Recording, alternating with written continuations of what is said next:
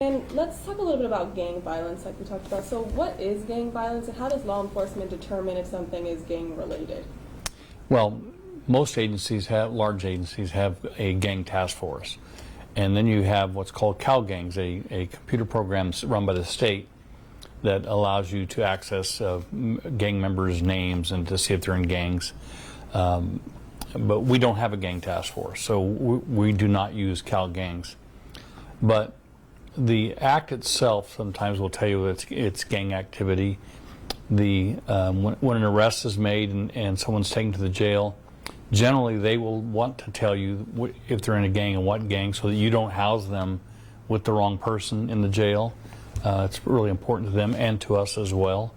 So the deputies on the streets, they know their community. They've had prior contact with a lot of them that are in gangs. It's not an exact science, of course, but because you're with a gang member doesn't mean you're in a gang. So to answer your question succinctly, there really isn't a mechanism that defines you as a gang member other than what you tell us. Yeah. And so when things happen, when you guys determine, oh, this shooting was gang related, is there a specific protocol or factor that kind of goes into like, okay, this was gang related because we know this person was in a gang, or how does that kind of... Well, as an example, in Arvin over the weekend we had a drive-by shooting where a 10-year-old was killed and a 12-year-old was wounded.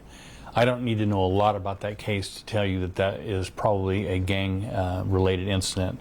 Normal, rational people don't shoot into crowds that have anyone in there, let alone children. So I can tell you right on its face that's probably a gang shooting. Some are not as easily defined, but the activity itself can really tell you whether someone's in a gang, because you don't go out and shoot people for the sport of shooting people. There's a reason. And generally when we talk to the victim, we talk to the witnesses, we talk to, if we get the suspect and he or she's willing to talk to us, it's pretty easy to come up with a conclusion whether they were or were not in a gang. Yeah, and you talked about children. Is there a lot of times where children are sometimes caught in the middle of gang violence? And is there any trends that maybe you have seen in Kern County that you can speak of? Well, we've had a few in this county where a child is killed senselessly for no reason other than someone wants to shoot into a crowd of people. That type of violence is hard for us and the public to understand. The thought process of that is. I'm not sure you can bring those people back into society that are willing to do something like that. There's a family that's left devastated, and those are really hard even for us to work. Yeah, and you talked about what happened this weekend. Has there been kind of trends with gang violence, in the past year or so in Kern County? Well, we've seen violence increase dramatically in the last couple of years. There's probably a lot of reasons for that. Number one is Prop 47, the prisoners are back on the streets instead of being in custody is the big one. We've been had people locked down for over a year, or allegedly locked down for over a year. Gangs have grown. They've become more bold. People aren't held accountable for their actions. So there's a lot of reasons why we're seeing an increase in violence.